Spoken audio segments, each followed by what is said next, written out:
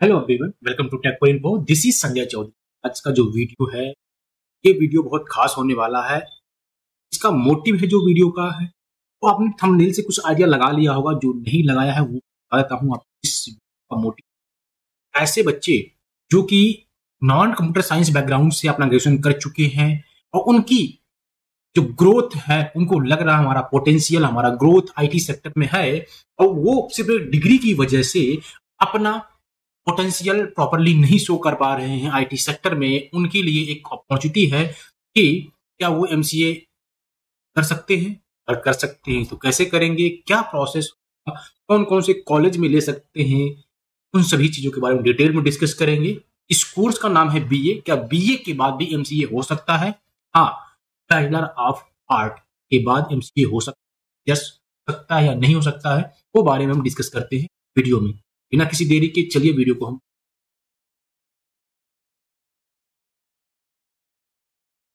पहला जो क्वेश्चन आता है, क्या एमसीए कर भी सकते हैं बीए के बाद या नहीं कर सकते? इसका सिंपल आंसर है यस, कर सकते हैं। क्योंकि ये जो क्वेश्चन था कुछ बच्चों ने पूछे थे, तो उसकी वजह से मुझे बनाना पड़ रहा है।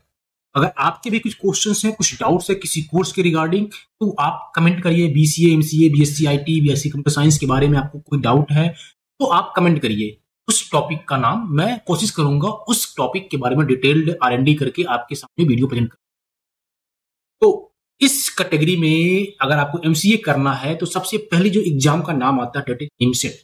अगर आप निमसेट क्वालिफाई कर जाते हैं तो आपको एनआईटीज में या टॉप के कॉलेज में एडमिशन मिल जाता है।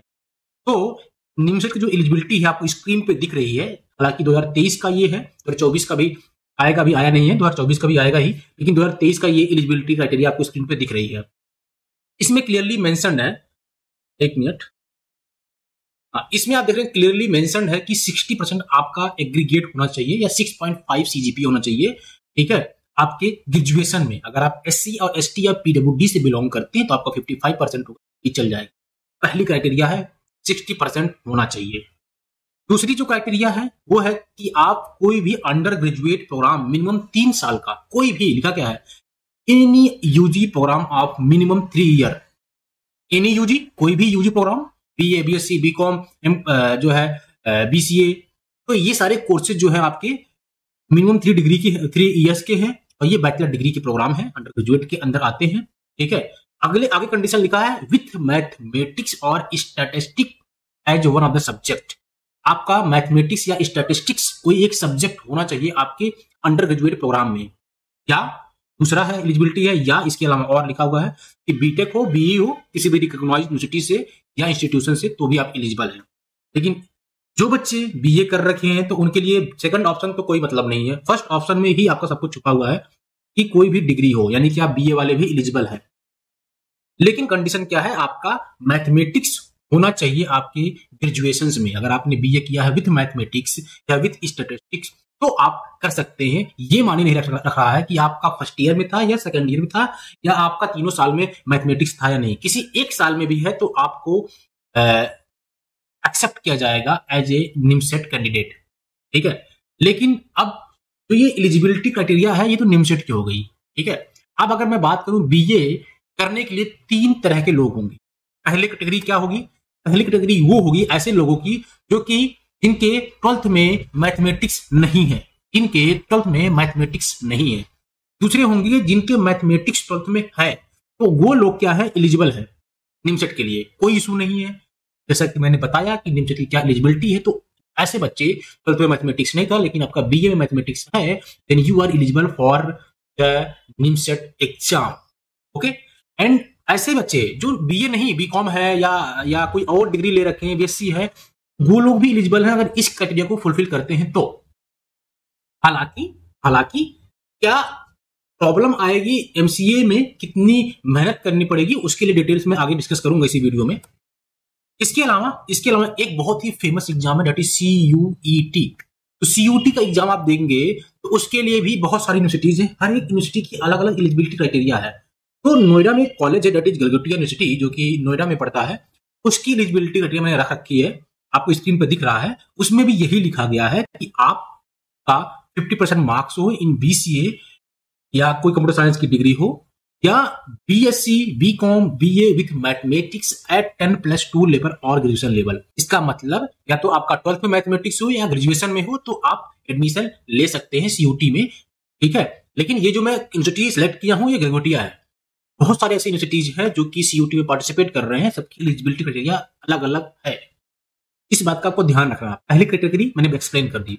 दूसरी जो क्राइटेरिया है वो है कि आपका 12th में मैथमेटिक्स है और ग्रेजुएशन में मैथमेटिक्स नहीं है, यानी कि बीए आपका मैथमेटिक्स से नहीं है, तो क्या आप एलिजिबल हैं? यस, एलिजिबल है। लेकिन किस एग्जाम में? किस एग्जाम में आप एलिजिबल हैं? सीयूईटी में। निमसेट में एलिजिबल नहीं है, सीयूटी में हैं आप। इसके अलावा जो मैथमेटिक्स जो आपका है, जो आपको मैंने 1 नंबर पे यानी कि फर्स्ट क्राइटेरिया पे एक्सप्लेन किया, उसमें यह था कि अगर आपका मैथमेटिक्स किसी भी सेमेस्टर में है, किसी भी ईयर में है, तब भी आप एलिजिबल हैं। जरूरी नहीं आपका 3 साल है, ठीक है। सीयूटी का वही मैंने एग्जांपल लिया है गलगोटिया यूनिवर्सिटी का, तो उस कंडीशन में भी आप एलिजिबल हैं अगर बीए आप कर रखे हैं।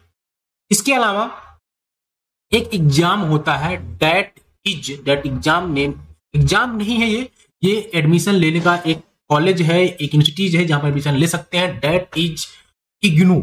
इग्नू में अगर आप एडमिशन लेना चाहते हैं तो उसकी एलिजिबिलिटी क्राइटेरिया सेम है जो कि सीयूटी की है, ठीक है। आपका ग्रेजुएशन लेवल या आपका 10+2 यानी कि 12th में मैथमेटिक्स एज ए 1 सब्जेक्ट जरूर होना चाहिए, तभी आप एडमिशन ले सकते हैं, ठीक है।